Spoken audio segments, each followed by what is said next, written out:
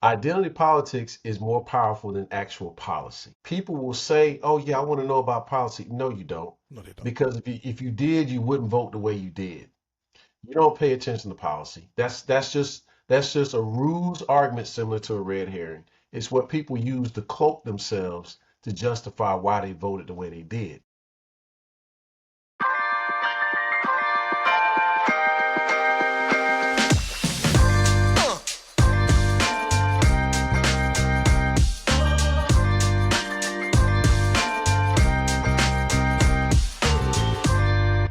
Hey, family, welcome to our very first official co-host special series that we will be doing from time to time, hopefully monthly, towards the end of the month for the Black Man's Roundtable podcast. And it is by popular demand that we do these. We definitely enjoy doing our other platforms and our other series that we do on the Black Man's Roundtable.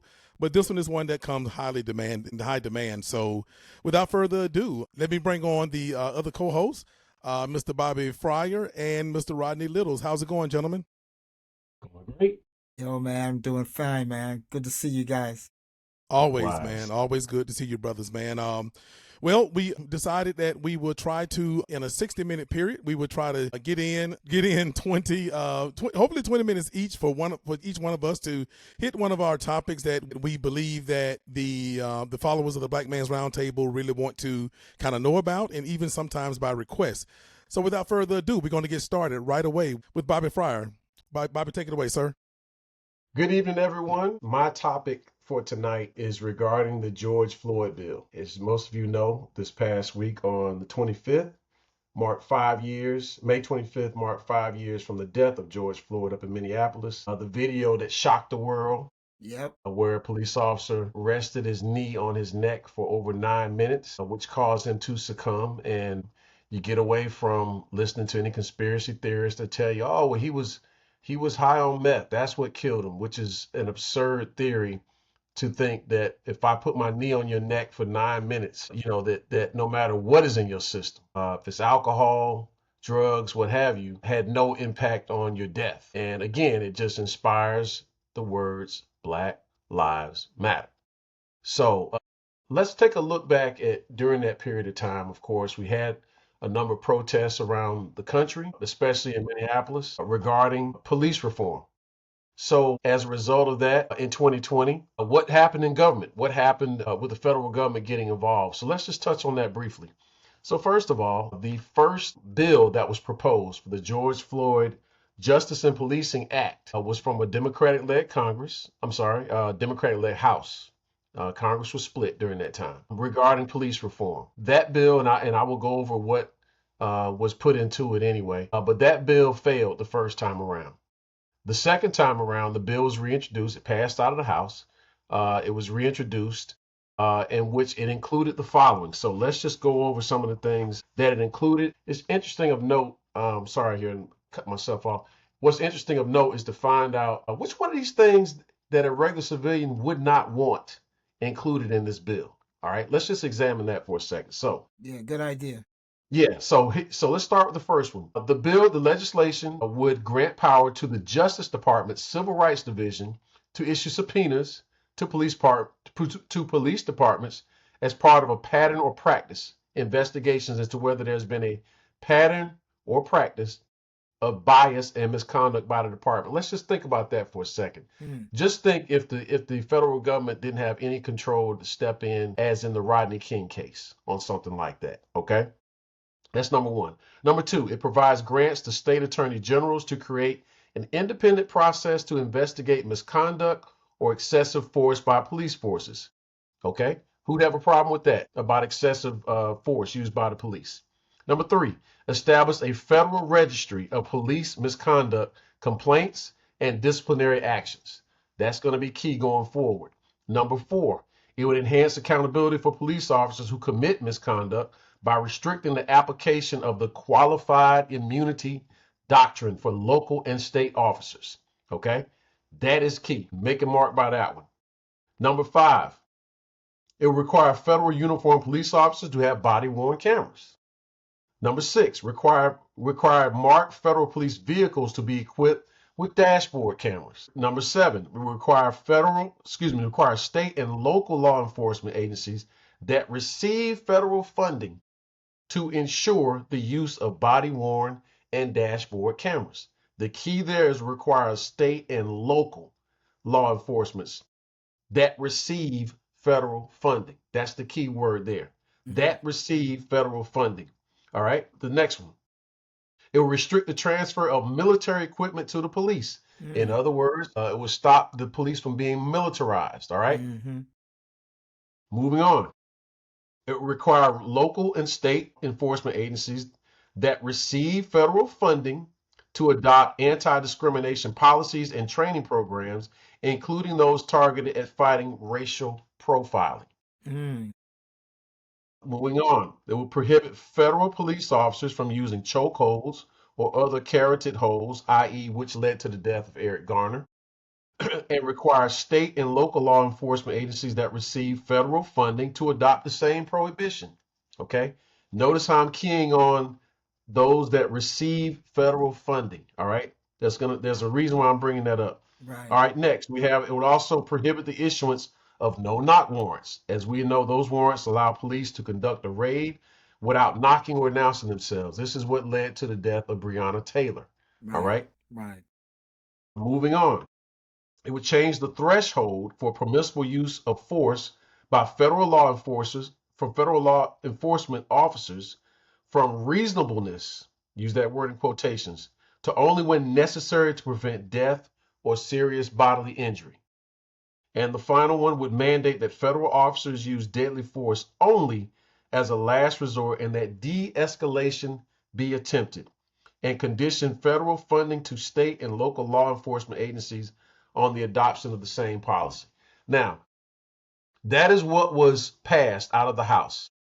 It received 0, I repeat, 0 Republican votes. It only passed due to the Democrats being in power. They had control of the House, as I said before.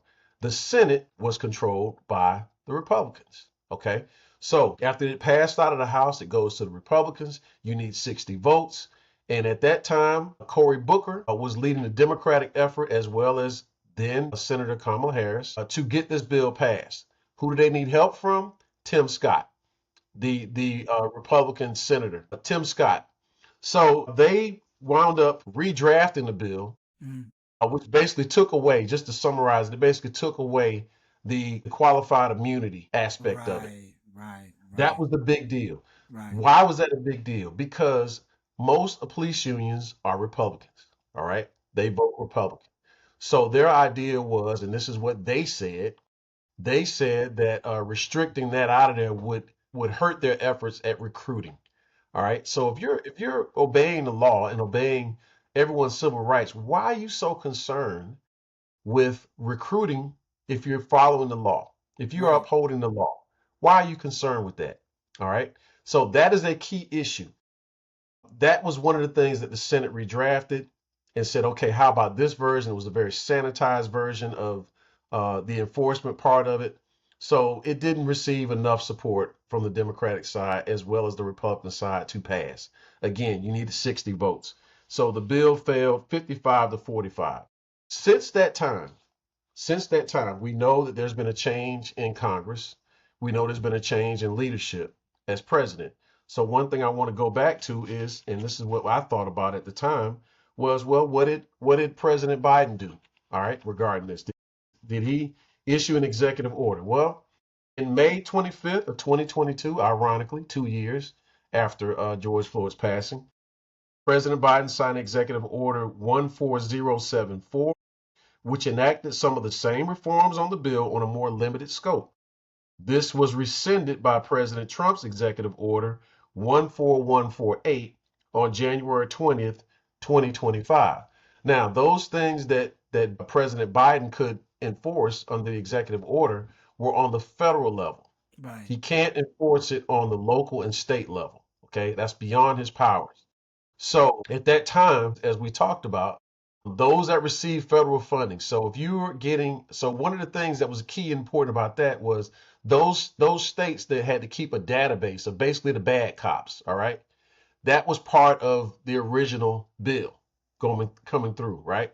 So if you were in a state that received federal funding, you were now required to comply with what the bill had put together and enforced, right? But if you don't have it, but President Biden can extend overreach into the local and state level and force them to comply with that. He can only do it on the federal level. So as a result, that is what happened by executive order. Again, I don't understand now when you look right now at the Trump administration, why you would rescind those efforts that were done from 5 years ago to basically get police reform. Why would you rescind those efforts? Why would you want to take away a database of basically quote unquote bad cops, so that they don't bounce around from one precinct to another, one state to another, doing some of the same things that they got in trouble for somewhere else. So those are some of the things. The qualified immunity he thinks weakens police efforts. That's his assumption. That's his assertion to that. So I want to introduce that and get you brothers' thoughts on how you feel about those things that were reintroduced and where we stand now. We'll cover in just a minute. Rodney, jump in there, man. Yeah, the budgetary impact of some of the things that you talked about are going to have a direct impact. Plus, the executive orders that are challenging the rule of law will continue to be floated, whether it's challenged in court afterwards and rescinded.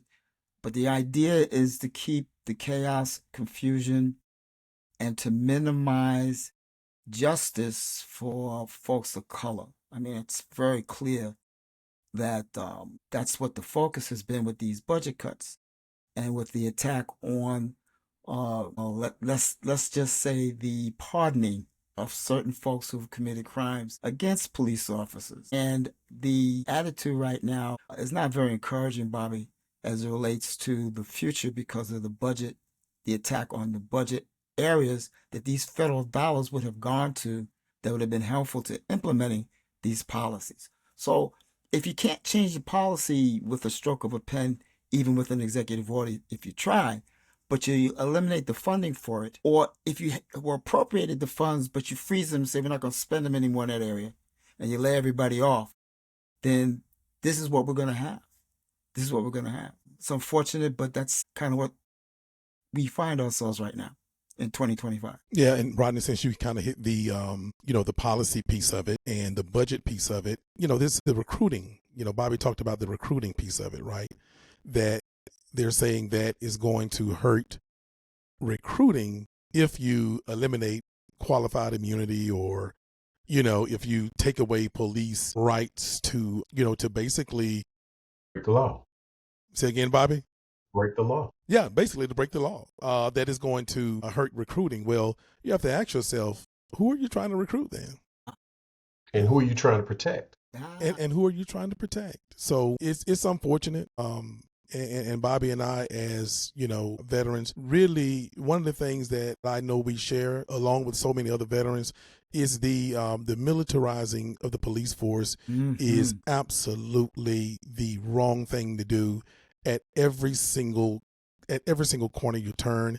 There is no logical argument that you can make for it.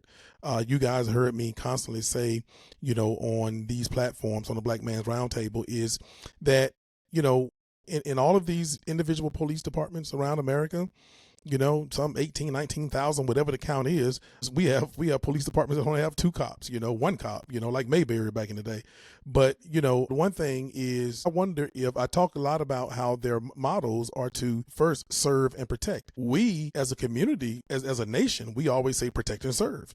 But if you look at their actual mottos, the serve come before. I believe that it has gotten so deep in our lexicon in America that they probably are starting to change it on their cars and in their motto to protect and then to serve. So, I think that is, you guys know me, I think that words matter. Words absolutely matter, especially over time. And so, but yeah, Rodney, thanks for the policy piece and the actually, looking at the budgetary situation of it, but also, man, Bobby, the criminalization really of it. Yeah, I mean, rolling back consent decrees.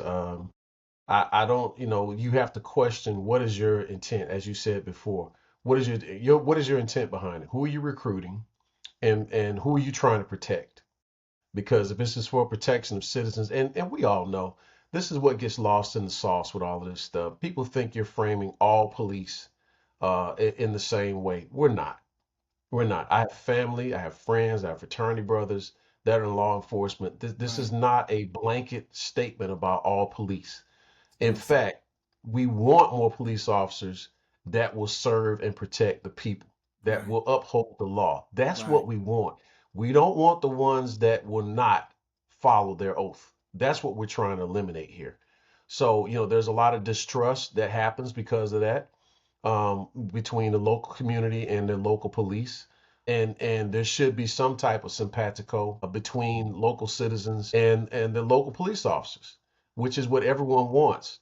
But when you have the federal government stepping back and rolling back some of these things, it makes you question and wonder, like, what are you doing? So here's let me get to this point here. Let's look at what's happened since then. All right, Mm-hmm. in the Mm-hmm. 5 years, what has taken place? Mm-hmm. So what has happened is again on June 20th, 2025, Trump revoked by executive order many of all of those things that, well, just about all those things that President Biden signed by executive order previously. But here's what's happened since then, the good things. There's been a larger local policing efforts conducted on their own. This is what NBC was reporting. There's been larger local policing efforts to improve the way they handle their policing. There's been more policing alternatives, allegedly, that's been emphasized by them as well in their training, and more officer mental health programs offered for them as well. Nobody doubts that the job of a police officer is extremely stressful. They're underpaid. Nobody disagrees with any of that. However, to do the job, to volunteer to do the job, there comes a responsibility with that as well. So you can't ignore that part of it and then just think that it's just, oh, well, police officers have carte blanche to do whatever they want. No, no, that's not the case. So, we know in the history of the United States, as it pertains to not only the police, but also efforts that have been done by the federal government as state-sponsored terror on American citizens, primarily black citizens, black people in the United States. We're very wary of, at times how the federal government and the local and state police have used their or have abused their title when it pertains to black citizens. So I wanted to make sure that we don't forget, after 5 years, what took place with George Floyd. You get away from the lies and the distraction that people want to give you about how his death really occurred, which is a lie about his drugs being in his system, which is what caused his death. I'm not saying the drugs weren't in his system. I'm just simply saying that was not the reason for his death, and it's extremely irresponsible for anyone to even try to go there to justify what happened. If once again, if we didn't have this on videotape, who would believe it? We George Floyd would just be another statistic that nobody would know or care about. Same thing for Rodney King, and these incidents that have occurred with people like Breonna Taylor. And we know that also what happened recently with Tyree Nichols. Those police officers were acquitted, Right. the charges against them. So, and Exactly. they were black. Yes, So, sir. Yes. it's yeah, it's a problem across the board. But we want to make sure that the George Floyd Policing Act doesn't get lost in the sauce. But we know right now that bill has absolutely no chance in hell of ever being brought to the floor by our current Congress, which is Republican control. Right. So we're talking about justice and peace in our community. We just want to live the American dream like everybody else. That's Yeah, all. that's it. And I think we as a community as well, Bobby, we have to stop buying off into the perfect criminal, right? Yes. Mm-hmm. I don't care how much they talk about whatever drugs he were on, and that just doesn't matter. But I also find in our community, that's what so many of us, that's the first place we even go. Well, why he was smoking whatever, right? Stop it. Stop it. There is no perfect criminal. And even if we've seen the perfect so-called quote unquote criminal, right? So I guess there was a reason to justify then them beating the brains out, of our civil rights leaders, on the Edmund Pettus Bridge, I mean, what are you going to say about, I mean, you know what I'm saying? So let's just, we got to get away from that kind of talk, as well as a community. So just wanted to throw that in since we're talking about specifically George Floyd. Yeah, it's going to be open season. Yeah. That's the fear. That is the concern. That's why you see a lot more black folks who are arming themselves and learning about how to protect themselves, because that's where we are. That's right. And that's why you see, and I'll talk about it a little bit later on, that's why you see that we're not falling for the okie doke and getting out there in them streets like a fool either. So, but I'll talk about that. I'll talk about that in mine. All right, Rodney, you're up, brother. Well, as they used to say, around the corner, it's all about the Benjamins. Okay, I saw today that Senator Paul and Elon Musk are on the same page as it relates to they don't like the budget deal. The president said there's some good things in it, some things that I don't like either. I'm trying to figure out what is it they don't like about this bill. It's horrible. What do you mean? It's just right down what you want, isn't it? Right. It doesn't go far enough. It doesn't. They're worried about the budget deficit and that they got to borrow money. So they want to cut more to balance it out. What they need to do, you and I know this, they need to balance the budget based upon a zero-based budget, which means you build from the ground up, and when you get to that cap, you stop. Anything over that, you got to borrow for. But the areas that they could cut, like going back to the pre-Reagan era, where the wealthy were paying 72%, they dropped that down to 28% on the top scale. And now they want to go further. They want to renew the last tax giveaway that was enacted 5 years ago. So that's what we're facing. We're facing a time in which the numbers don't add up. And the areas they want to cut, I can't believe anybody would say that they have any kind of Christian soul or they follow the teachings in the Bible, because nothing about where they want to cut reminds me of anybody that I knew that said that they believed in religion. So let's talk about the numbers, bros. 2026 budget that passed the House proposes $163 billion in cuts to non-defense discretionary spending. That's the top line. $163 billion. Top line. That does not include Medicare, Medicaid, or Social Security, which are obligated programs. Okay? Meaning that there's payments into those that people make specifically. My source, I want to get it up front. I don't want to forget it. Georgia Budget and Policy Institute. Nonpartisan, nonprofit group.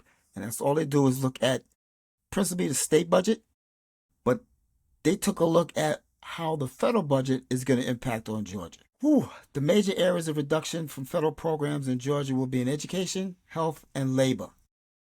Education, health, and labor. The White House budget proposal is likely to cause substantial harm to rural Georgians, those experience poverty, with significant funding cuts to public health, public education, and more, according to Stacy Fox, President and CEO at the Georgia Budget and Policy Institute. So let me get this straight. These folks they're talking about being hurt the most are folks that voted to put this person in office. Am I missing something, gentlemen? Nope. Okay, I thought maybe I didn't read that right. That's what they voted for. Okay, they're finding out. Wow. Decision makers at the federal level have an opportunity to pursue a path that supports Georgians, following a roadmap to opportunity for the state and stewarding federal funds to help and ensure a strong future for our children. Everybody's children, not just yours, not just mine, everybody in Georgia. Compared to other states, Georgians are already hungrier, sicker, and have fewer pathways to economic security, especially where? Rural areas. These cuts proposed in the White House budget proposal would aggravate those conditions, even as trade war measures reduce the value of every rural Georgian's hard-earned dollars. Quote. So if we don't get them on the budget cuts, we're going to get them on the tariffs because things are going to be more expensive. And Georgia being a major agriculture state, how much of that business is going to be hurt by these tariffs, and people not going to be buying our exports? It's a double-edged sword. So let me go to a couple more facts in the areas that we talked about: health, education, and labor. $12 billion in cuts to education programs and services includes $4.5 billion in cuts to Title I funding for schools with the highest percentage of students living in poverty. Title I focus on whether it's urban, rural, suburban, poverty for young people to make sure they have food to eat. Shelter, food, and clothing. These cuts can impact some of Georgia's most vulnerable kids, including those in rural school districts receiving 1/3 of their funding from federal dollars. 1/3. And if the property taxes are what I think they are in these areas, where's the school district going to get the money from? They can't tax them anymore. So what suffers? The kids. Fewer resources, fewer teachers, fewer schools, overcrowded classrooms, no food. Let's talk about health and human services. More than $33 billion in cuts to health and human services, which represents a reduction of 26% overall. This includes cutting funding for Centers for Disease Control and Prevention, CDC, by more than 50%. It dropped from $9 billion to $4 billion in funding. Many of these cuts will be borne by fellow Georgians, with the vast majority of CDC employees in the metro Atlanta area. These cuts also reduce Georgia's stagnant and insufficient public health funding, leaving where? Rural communities more vulnerable to chronic conditions and to future pandemics.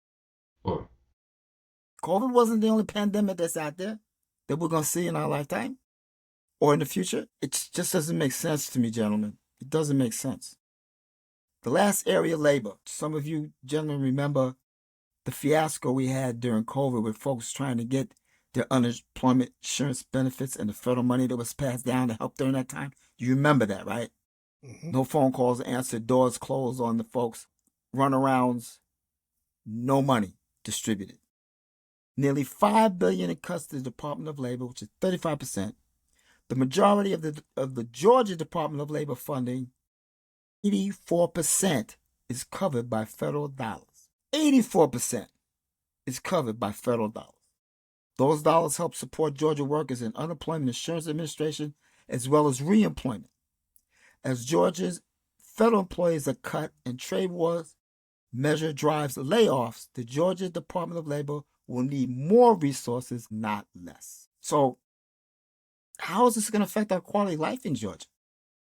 Urban, suburban, rural. We're not talking about DEI. We ain't talking about race.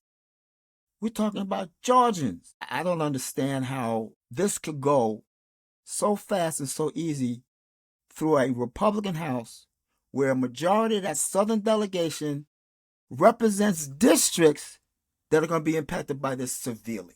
Yep. Severely. It's like cutting your nose off to spite your face. I just don't understand it.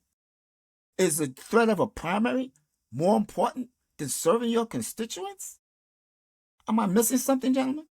No, sir. I've been asking that question for quite some time. I'm talking about before this last election. I've never understood why rural voters vote the way they do. They never take, and this is my perception, they never take the time to just research. And I just wonder, when they have these town hall meetings, do you ask the hard questions to those that are supposed to represent you?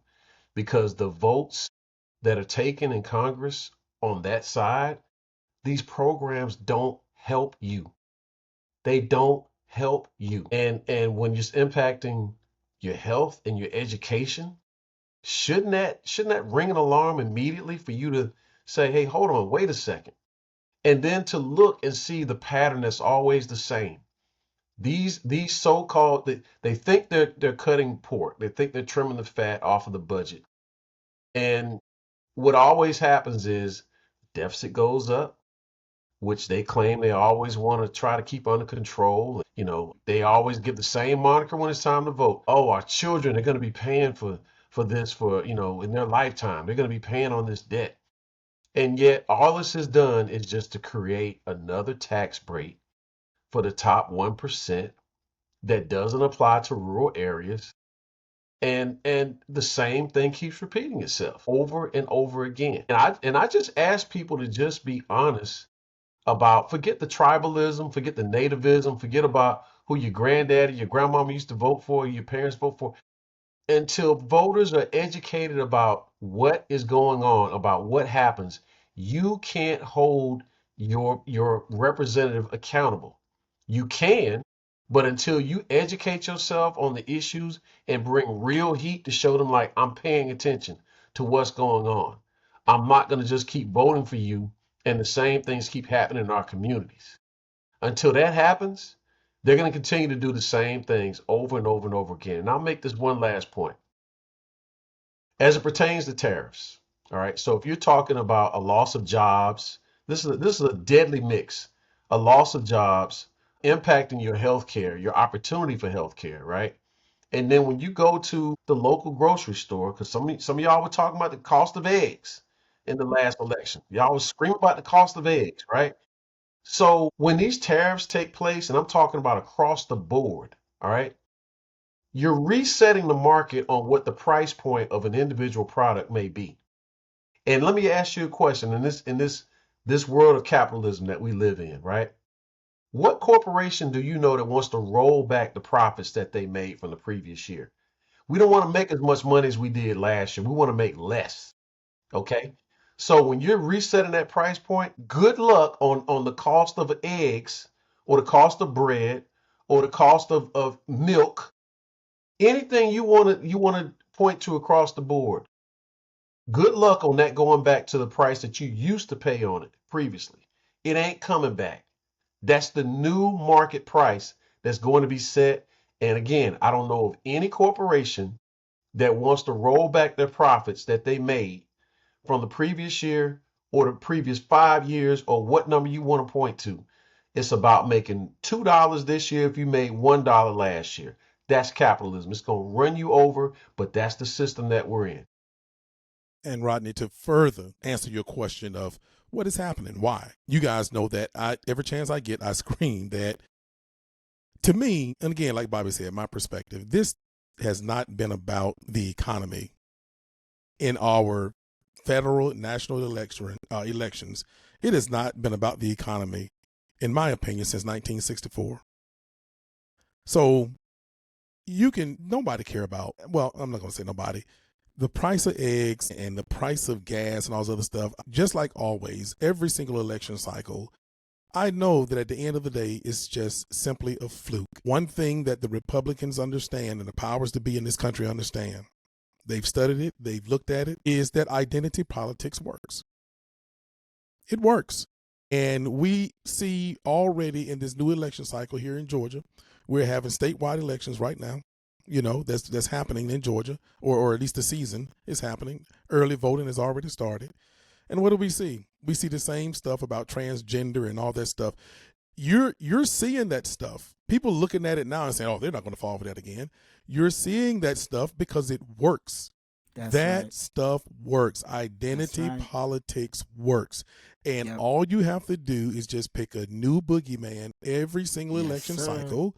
And that can be anything other than a cisgender white male. You just pick anybody. They're going to get white women in a minute, I'm telling you. They're going to find something to scare the hell out of the country about white women. You're like, what? That's all that's needed. And Rodney, I just wanted to further, just answer that question, man. It doesn't make sense because, you know what? All of those isms doesn't make sense. You can't make sense out of something so ignorant. No, I know. Well, Bobby, you hit the nail on the head there, bro. If you look at those folks who held the White House, say the last 6 presidencies, 3 Republican, 3 Dems, each time the Republican got the White House, ran up the deficit, busted up the budget balance, got us more in debt. Democrat comes in behind that, cleans it up, balanced budget in some cases, or cut it in half, the budget deficit in half, was responsible on the debt. They get out of office, next Republican comes in, boom, they bust the. its history is critical. And these are facts. This is not fiction. This is not alternative facts. It's fact. The Republicans bust the budget and the deficit each time they've had the White House. The current president did it the last time he was in, and now they're trying to do it again and extend it. My only question when I sit around with my friends and we watch the news and we see what's happening on the federal level as it relates to federal agencies and delivery of services, it seems to us that there's not a mission to make America great. This is not my concept of greatness. And it got nothing to do with the color issue. I'm talking about our Constitution, our Bill of Rights, the rule of law. This is bigger than any $163 billion cut. This is bigger than that. And it's fearful that I think that I brought children into this world. Well, my wife did. And watched my children grow up to have kids. And my biggest fear about having kids when we were first married was what kind of world would we leave them in if we weren't here? My biggest fear. We debated this for a couple of years before we had children. And now my fears that I felt back then have come to fruition. This is bigger than anything we've ever experienced in my lifetime. And I'm in my early 70s.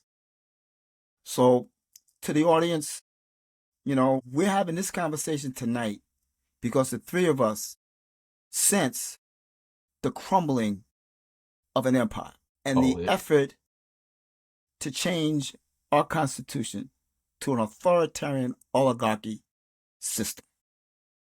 That's what our fear is. That's what our concern is. That's why we're having this conversation tonight. And so the ultimate issue would be, what do we do about it? How do we act? What we should be doing in our community and our families for each other. That's what we need to be thinking. Excellent point, Rodney. And first of all, brother, you don't look 70. Exactly. You don't look in your 70s. Thank you. Thank you. I share the same. Don't look 63. No, you don't. You don't, brother. I'll take that. But I share your concern as a father of three, two adult age children. One is a teenager. He's on his way to Spain right now as we speak.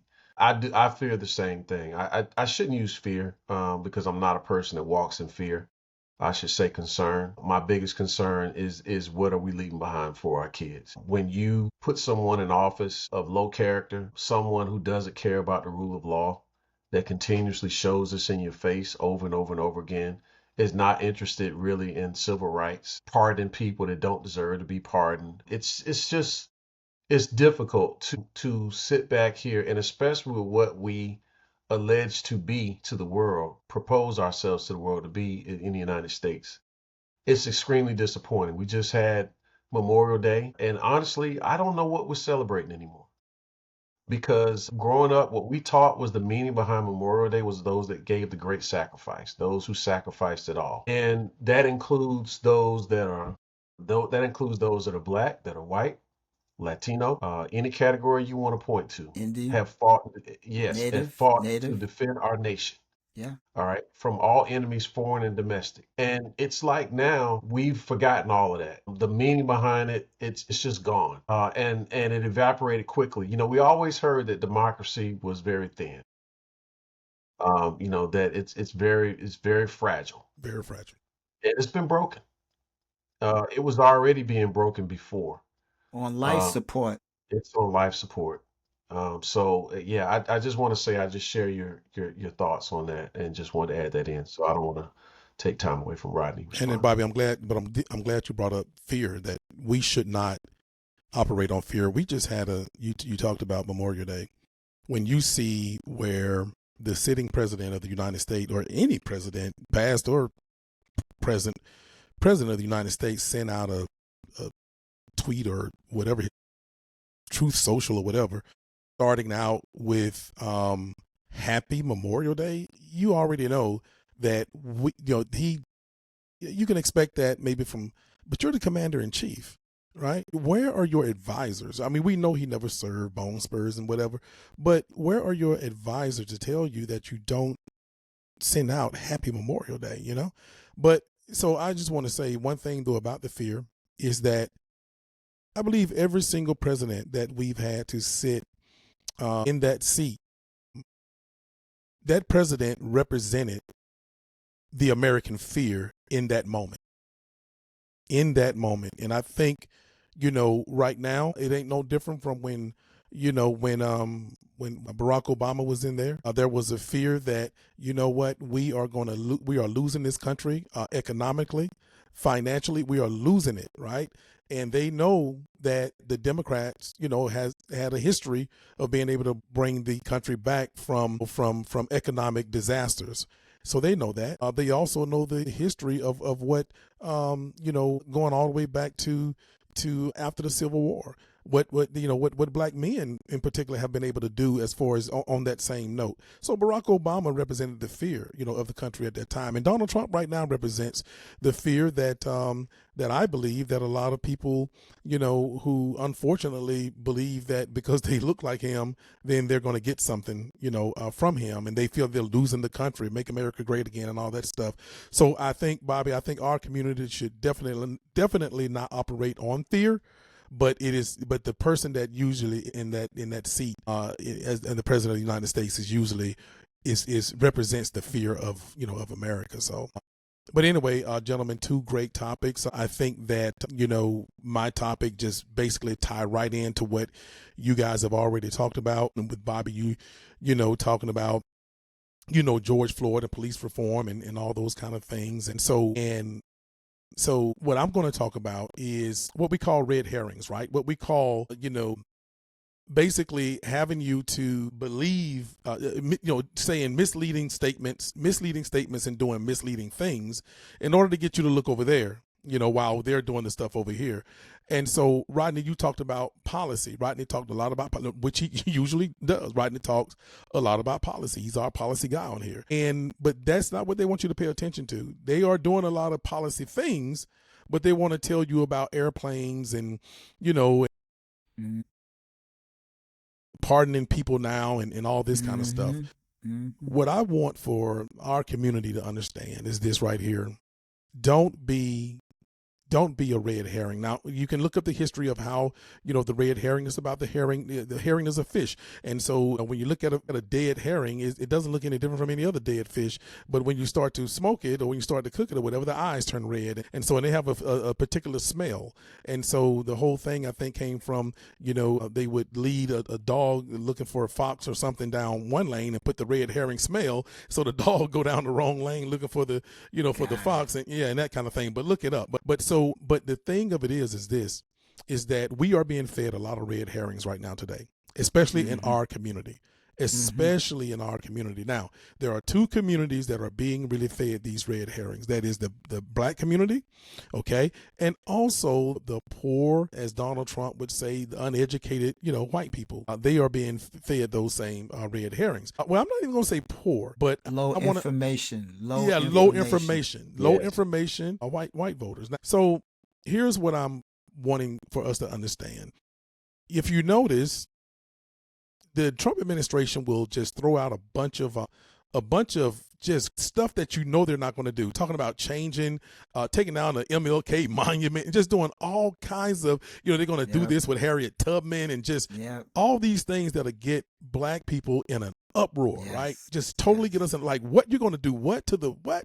And it's like, and so what we do, we get all hyped up and we start looking over there and we stop looking at what Rodney's talking about, which is policy, which is what they're doing. Okay, with all these executive orders, with the big beautiful bill and all this other kind of stuff, and so he throw out a bunch of things. It's usually identity and racial what he'll do, but he uses the race card in different ways. Like I said, with us, it is, well, we're going to take down this street. We're going to take down and we're going to rename we're going to put all the Confederate names back on back on Fort Bragg. And then you put some guy who names Bragg that don't nobody even know. The man don't even, and so you don't really have the courage to do any of that stuff. Or they'll say they're going to take down all this black stuff or take down all these black monuments or change black names and really don't do it. And they say, well, no, we were just playing, look over there. Well, while we were looking over there, though, they was doing this other stuff over here. Okay. And so they also do it with low information white voters, right? So what they do is they'll do the race card again, but they'll do it a little bit differently. So here's what they'll do.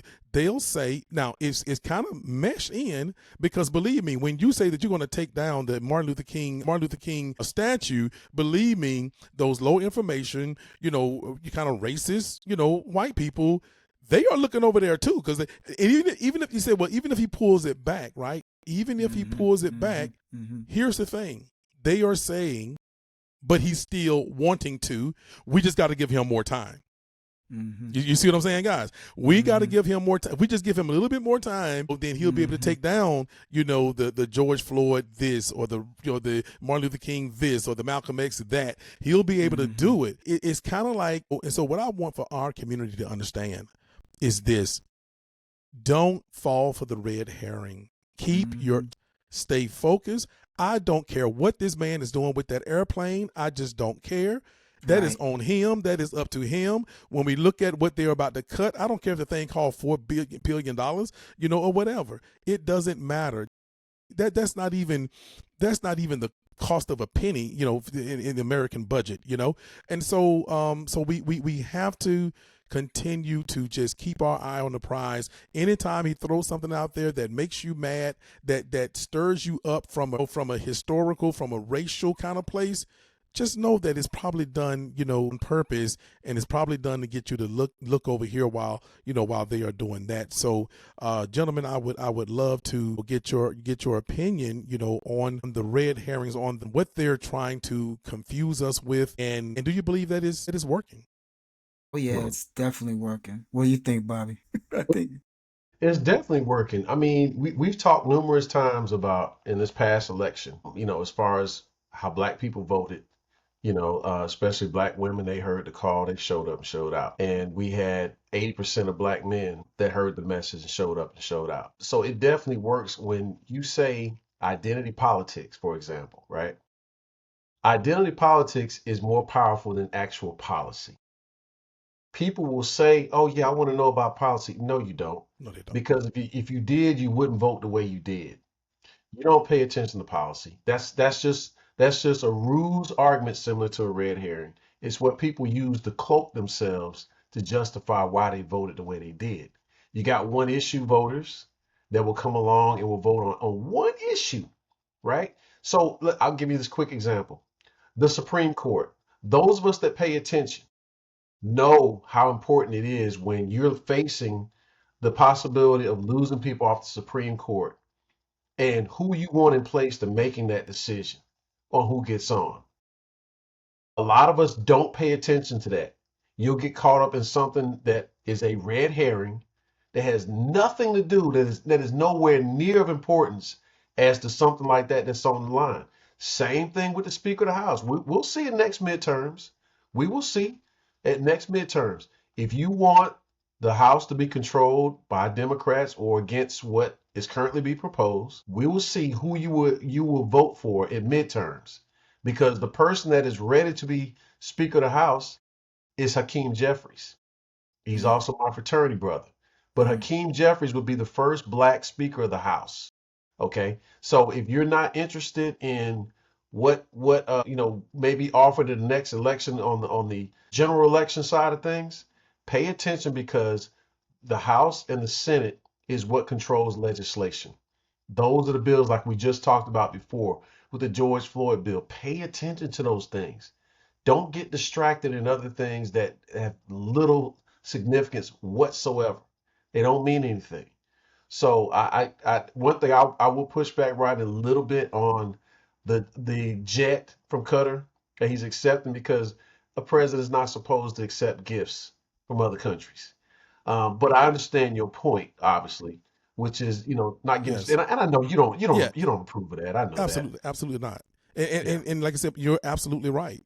And so it's just that what we know, and the reason it is dead wrong, the emoluments clause, the whole 9 yards, everything about that airplane is wrong. But at the end of the day, the three of us right here on this podcast know that there is hardly any chance at all of anything happening to this man. They're not going to hold him accountable for the emoluments clause. None of that. It's just not going to happen. So what I'm telling our people is this, our community, because, it's more than just our people. When I say our community, it's more than just black people, African Americans, is to look, nothing is going to happen. The Supreme Court has given this guy basically, immunity to anything.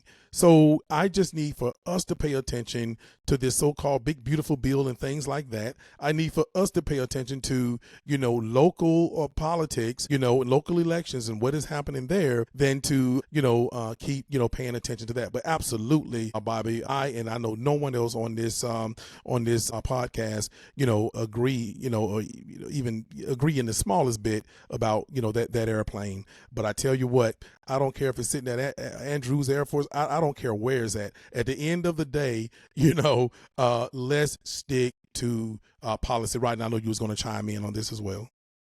Yeah, absolutely, absolutely. Well, I got to hand it to them. They have a really great methodology for reaching their voters. As you indicated, they know how to communicate to them. We need to, as Bobby was saying, be more than a one-issue voter. We need to see that the enemy that's keeping us back and making things difficult for us is across the aisle, not in our camp. So we have to figure out a way that we can get along. We can disagree without being disagreeable.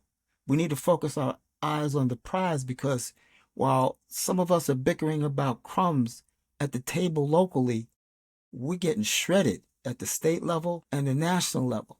So we need to figure out a way to come together. But all black men, here's my message to you. We've been through worse before. We know how to survive. We just have to get back into the skin of understanding that it's more than just you. We're in this together. And we have to begin to think as a tribe. We have to begin to think, well, they're not just after Brother Butler or Brother Fryer. They're after all of us. So we got to get our act together in solidarity, and our attitude towards one another has to change in this community for us to be successful. Not everybody can be governor. We need to figure out the best way to get in the room, and who are the best choices we have in a state like this now to get into the governor's mansion.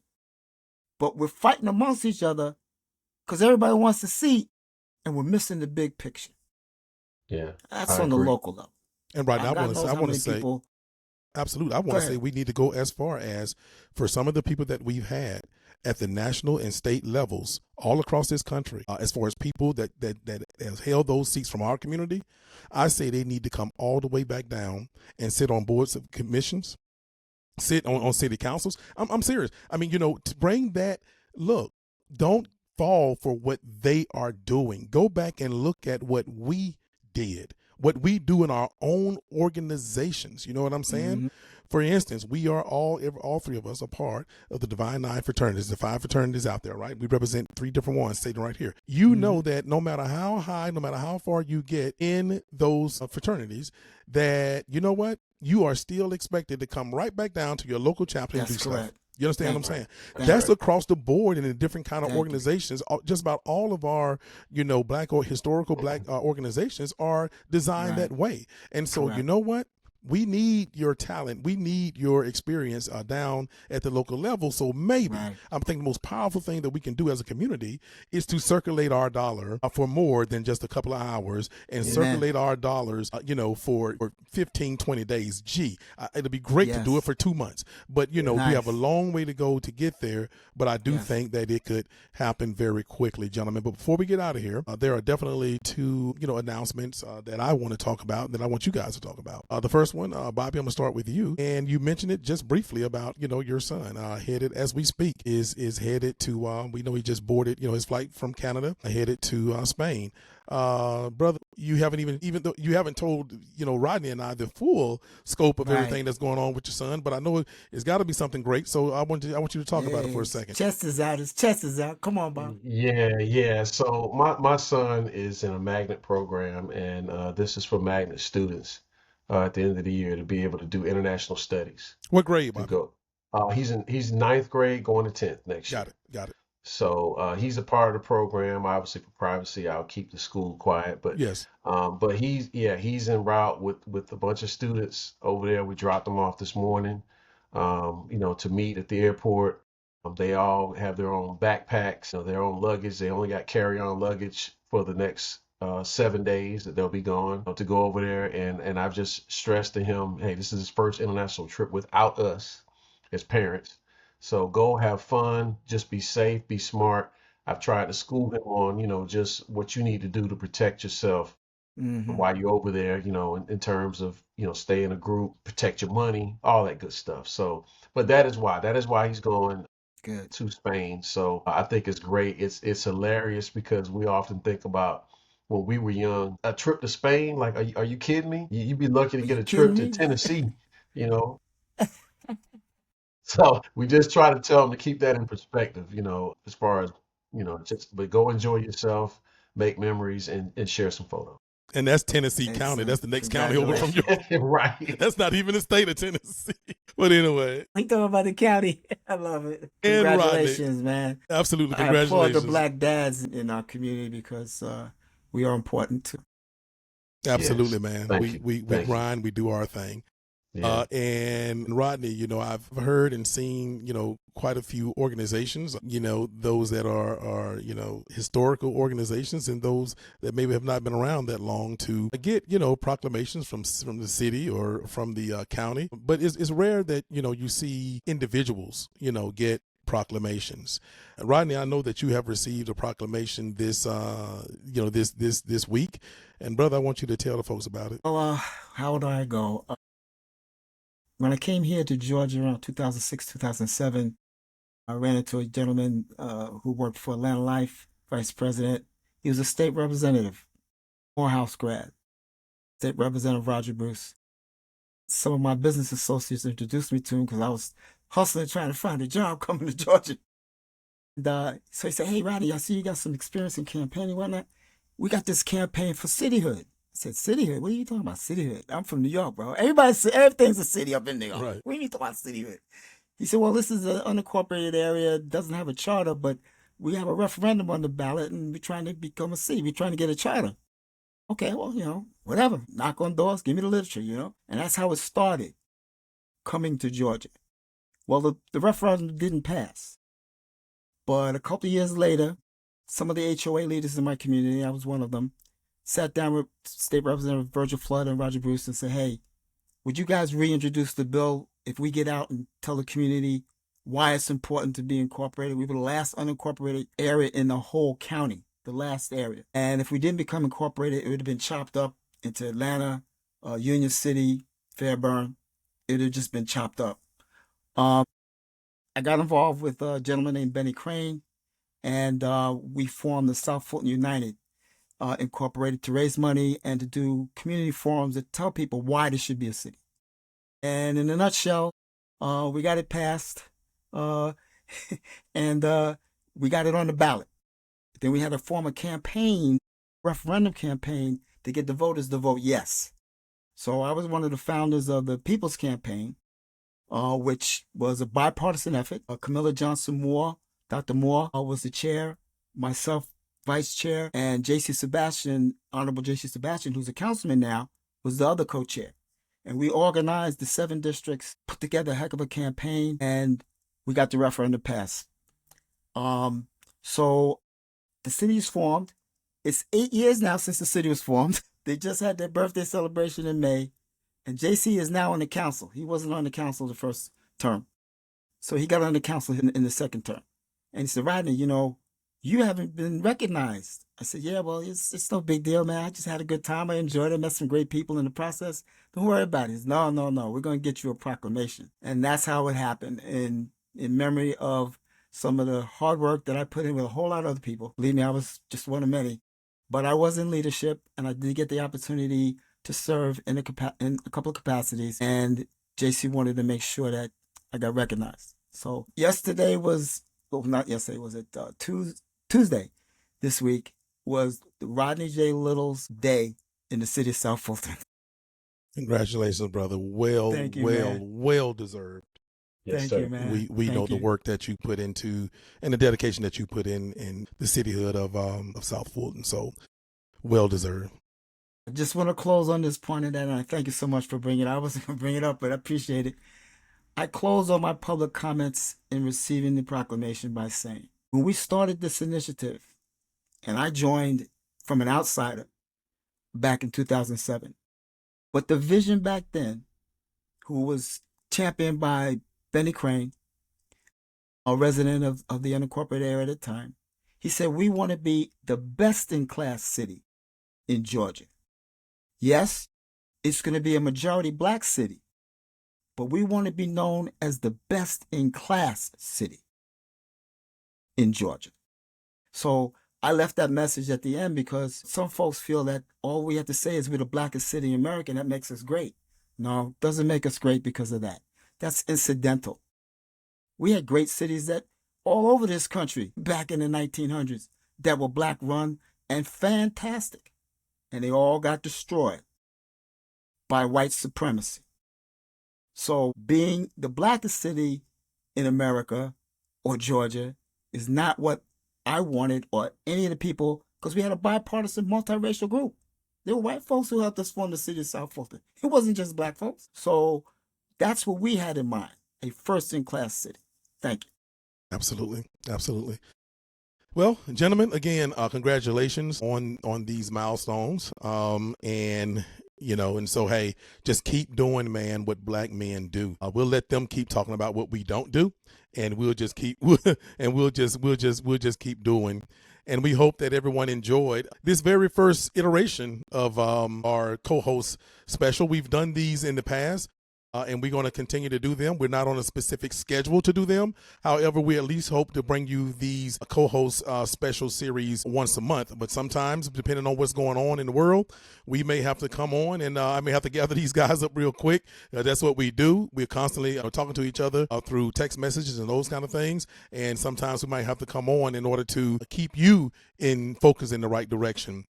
But until next time, catch the Black Man's Roundtable the third Thursday of the month. Also catch the Black Man's Roundtable Roundup with Rodney and Rodney the second Thursday of the month, and the Black Man's Roundtable Local Lookout with Rodney and Bobby the first Thursday of the month. All episodes drop at 7 p.m. Eastern Time. Until next time, we'll see you in them suites and them streets. Peace. Don't forget to check us out on Spotify or wherever you get your podcasts. Do you have show ideas or want to be on the show? Shoot us an email at blackmansroundtable@gmail.com. And please follow us on Facebook. 1,